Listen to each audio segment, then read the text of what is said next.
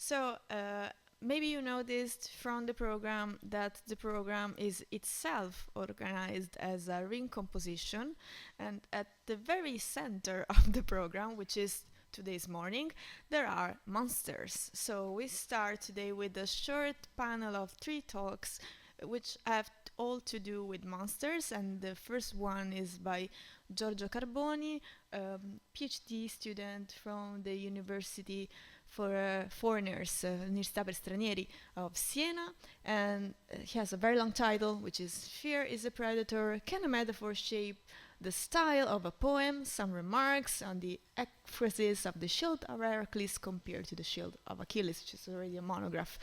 Thank you, Giorgio. The floor is yours. Thank you, Laura, for organizing the conference, for the presentation, and thank you, everyone, for being here. So, as the title suggests, today I will try to argue for the presence of a metaphor that can be represented as fear as a predator, and how it can be affecting the style of a particular section of the Shield of Heracles. So first of all, we're going to see a little introduction. So what's the Shield of Heracles?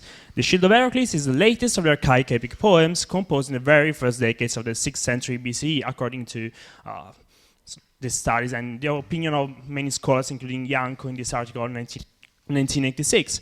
And it focuses on the fight between Heracles and his enemy Cycnus, who is a son of Ares. And as you can all imagine, it is highly dependent on the Homeric and Hesiodic style.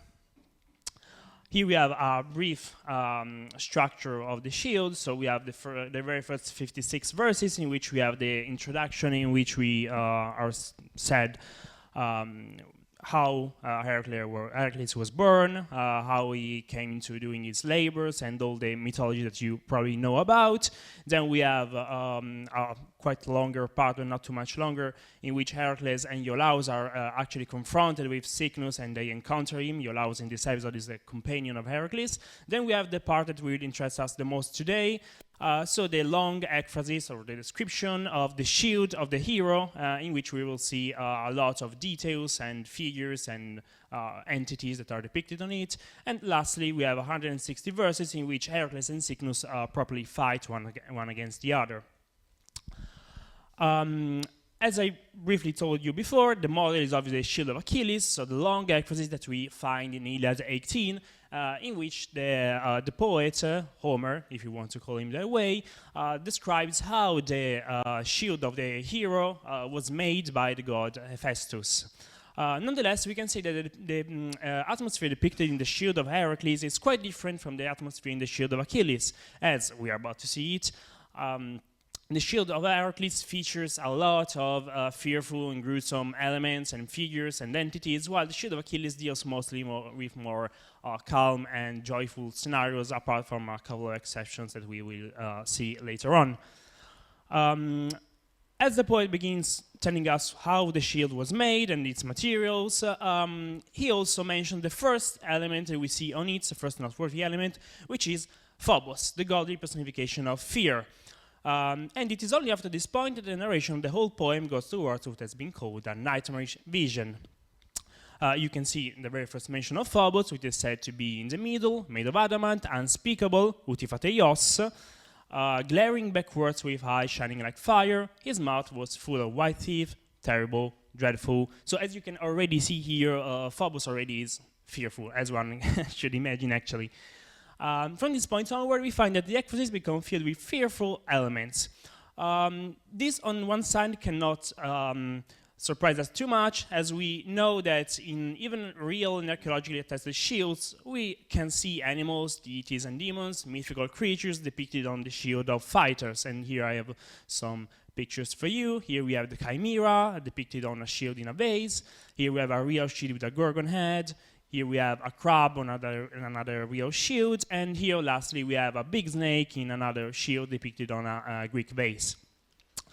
And some of these animals, as you can see also in your handout with more examples, are said to be also in the shield. So we have snakes upon it, where had the heads of terrible snakes, unspeakable, 12 of them. Note that the Ophion, so the snakes, are said to be Utifateion, as fear itself was. Lions and boars, packs of them were fighting one against the others, so white boars and lions glaring at them, angry and eager.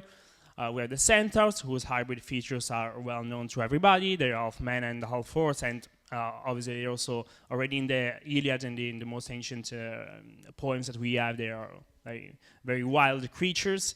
And lastly, we have the Gorgon, who again has features of hybrid, like she has snakes for hair. What we've sketched so far shows that in the whole of Ecphrasis there is an abundance of most likely dangerous animal entities, be they real animals, like the boars and the lion, the snakes, or hybrid figures that have some animal features. We may thus be tempted to think that the poet was just trying to represent a real shield he may have seen in real life. Note that this is one kind of interpretation that we have also for the shield of Achilles in the Iliad. So there are many scholars who believe that maybe the shield of Achilles was a real shield or something very similar to a real shield that the poet had seen. We can also think that because we know that in the period in which the poem was most likely composed, the influence of Oriental art was very strong in Greece, and the Oriental art features from the Near East and the Middle East and then Anatolia features monstrous figures like demons and animals. You know, also the Sphinx, for example, has a lot to do with the Oriental art. But we can also argue for something different, because as Russo points out, it's not just that the poet is mimicking something that it might have seen, so it's not just a catalog of monstrous figures, but it tends to re-elaborate well-known images that he knew. Moreover, what I can add, in my opinion, is that we're not confronted just with a catalog of figures of animals, but even when animals are not directly mentioned, or hybrids for what concerns us, we see that there are also numerous animal metaphors. So entities that are not traditionally linked to animals are described with traits that match the behavior of animals for how we know them, and most importantly, for how they're described in the epic and in the poems of the more or less the same period. So as we can see that Ares is described to be pepotetos, so to fly, preparing for the battle of root of man, and it's the same verb poteomai, which is a frequentative of the verb peto, to fly, that we can find, for example, in the Odyssey, referring to bats. So, and it is, and as in the innermost recess of an eerie cave, bats fleet about gibbering. Here again, strife, she is described as the cruel one. She took away the mind and sense of any man, with the verb eileto, which is very important, and we're going to see a lot in what comes next, which is the erit of aireo, to take, to seize, to grab, and is the same verb that is typically used to describe the action of lions when they're hunting down their prey. For example, here we see that as just a tawny lion is driven from the fold of the cattle by dogs and country people, who do not allow him to seize the fattest of the herd, with the verb in the infinite elestai. Going on, we see that Ker was dragging men by the feet through the battle, holding one who was alive but freshly wounded, another who was unwounded, another who had died, with the verb helke. The same verb we find in another depiction of the action of lion, actually in Iliad 18, so in the shield of Achilles, where we see that two terrible lions among the foremost cattle were holding a loud lowing bull, so they heketen tauron, and this tauron obviously was kind of afraid, so it was makarmemukos, he was bellowing mightily, and was also being dragged by them, so the same verb in the passive, elketo. Lastly, we see that fates are said to be drinking black blood, which is the same action that we find also for dogs, which then having drunk my blood in the madness of their heart. We can thus hypothesize that this abundance of animal figures and metaphors may be due to the influence of the first character who was said to be depicted in the shield, and I mean Phobos. But at this point one can ask, what has Phobos to do with animals? We are able to notice that in poetic language, words for fear, such as Phobos and Deus, are frequently attested inside metaphors that can be represented as fear as a predator. Here I use small caps to denote semantic concepts and to describe metaphor as A is B. So here we can have some parallelism between the action of fear words and then the action of animals. You have also on your handout. So you see that nor did any one of the Argives remains with him, since fear had laid hold of them all. So Phobos had labepantas.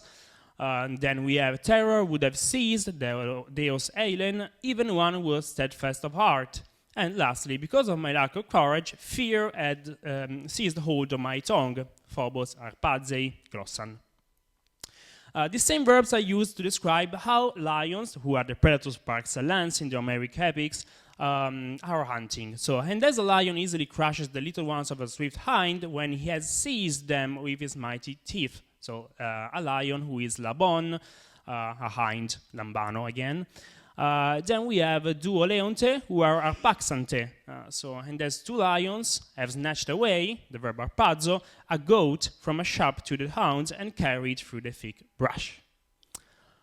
In the shield itself, Phobos is described with traits that match how animals are described in the Ecphrasis itself. We have already mentioned that as the snakes, also fear was utifateios, so unspeakable, unable to be said something about. And also it is dedorkos, so it is glaring in an angry and menacing way, I would say, as the lions are when they are about to fight with birds. But obviously, as we all know, lions do not fight for pleasure. They fight when they are hunting and they have a predatory behavior. We can thus explain this relation through a cognitivist approach and by means of the so-called embodiment theory. To say it in the words of Federani, metaphors are conventionalized conceptual images, which are largely based on analogical thinking, since they presuppose a mapping link from a literal and concrete, or bodily-based source domain to a target domain that we try to understand, categorize, and express.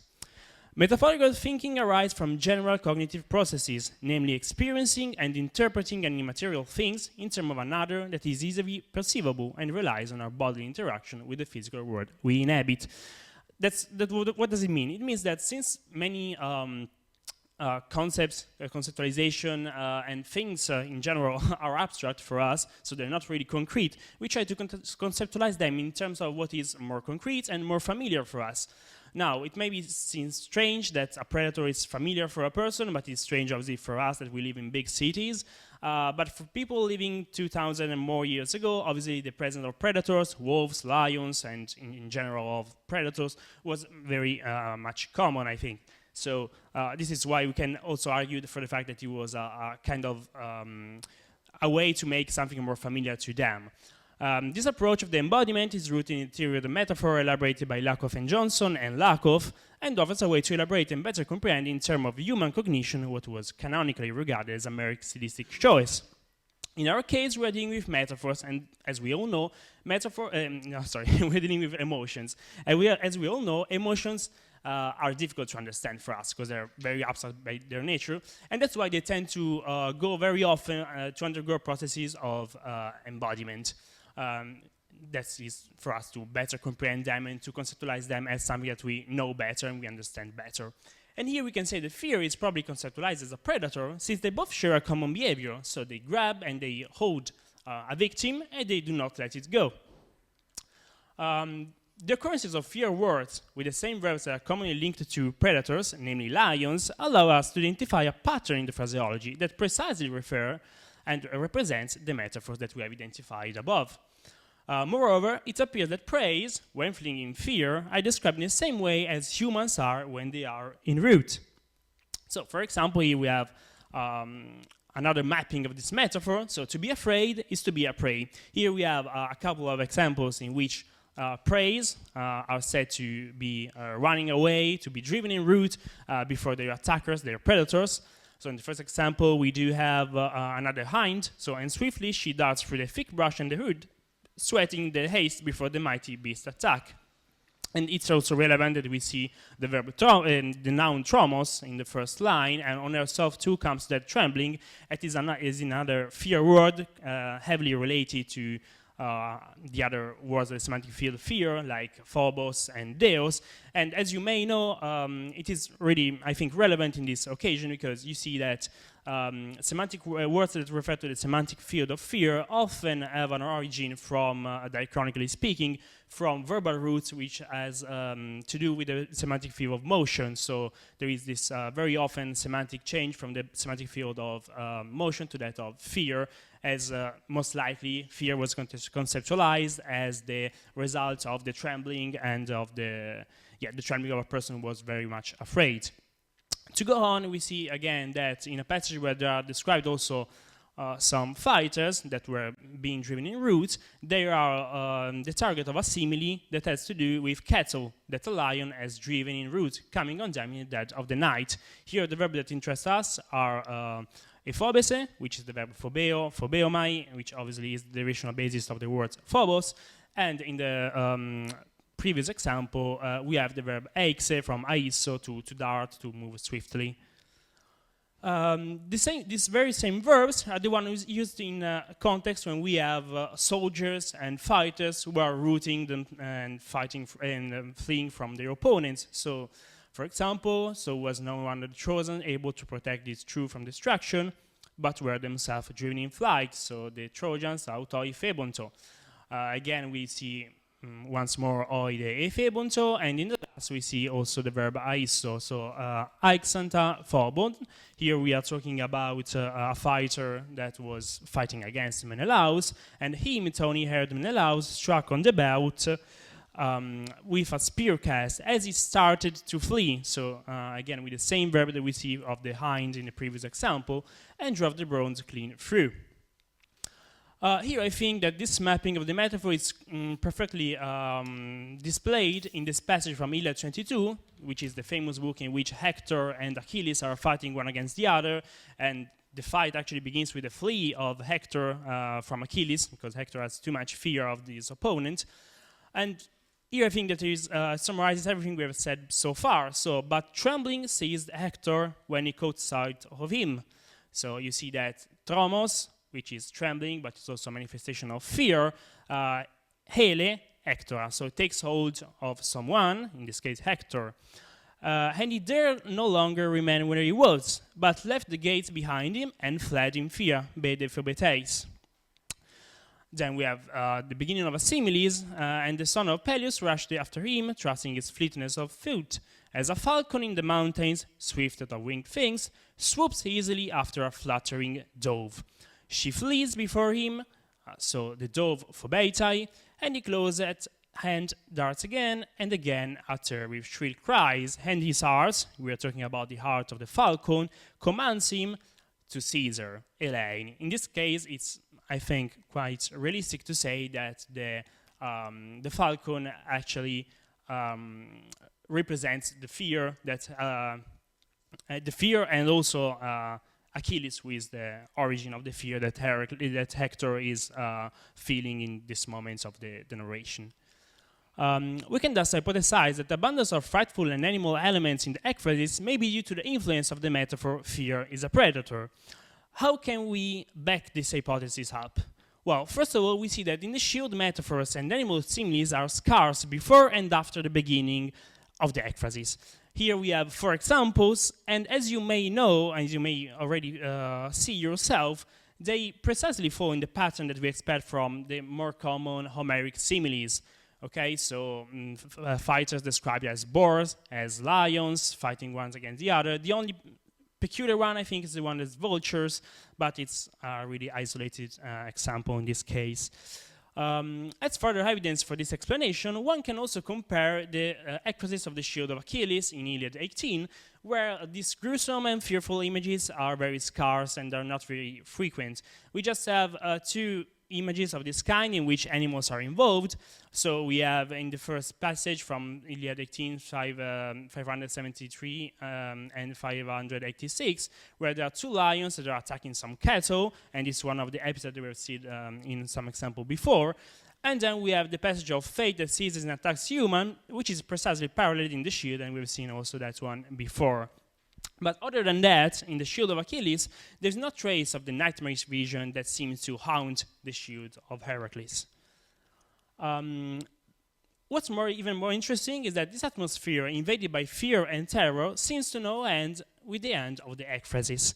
The similes and metaphors that follow these points, as we have seen, are no more than the expected one that fall in the pattern of American poetic language.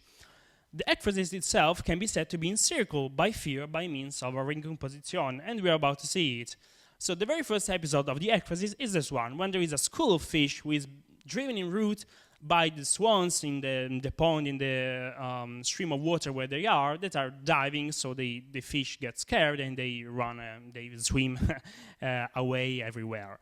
Here we do not have proper fear words, but we can have something interesting in the verb ekloneonto, which is the verb kloneo, drive tumultuously, driving confusion. Here in the passive, that was translated, in my opinion, quite correctly by the Loeb classical series as being driven in route. So they were being driven in route as they were scared fighters. This is interesting because we see that the verb kloneo is typically used in the Iliad during battle scenes when soldiers are making other soldiers flee, and when they are making them rout.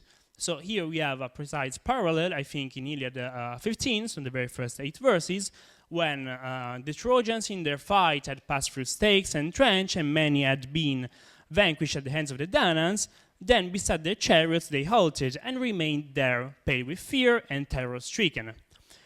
So they were Chloraiupateus Pephobemenoi, so they were scared, obviously. Zeus awoke on the pit of Ida beside Hera and the golden throne. Then he sprung up and stood, and what did he see? He saw the Trojans and the Achaeans. The Trojans were orinomenus, they were en route, and the Achaeans, here we have the verb in the active, so they are the agents of the action. They are kloneontas, so they are driving them on. They are making them flee. So we can see how the fear of the school of fish closes the Ecphrasis, and from this point onwards, the fear elements in the Ecphrasis almost disappear. This ring composition thus appears to be delimited, to delimit a space in which the poet is free to come up with fearful and dreadful elements. To sum up, we can say that the fear elements mark a space full of gruesome and fearful figures of speech, be they metaphor or the representation of very gruesome episodes. The godly personification of fear, Phobos, acts as a trigger for unleashing such images, similes, and metaphor that many of them has to do with the animal world. The visible effect of fear, namely the route described by means of the verb kloneo, driving tumultuously, driving confusion, acts as the boundary of the Ecphrasis. Lastly, we can also hypothesize that this abundance of animal similes and metaphor inside the Ecphrasis, which is opened and closed by fear, fear in one case, the godly personification of fear, and the other, the manifestation of fear, may be rooted in the existence of a metaphor represented as fear is a predator. Here are the usual references, and I thank you all for your attention.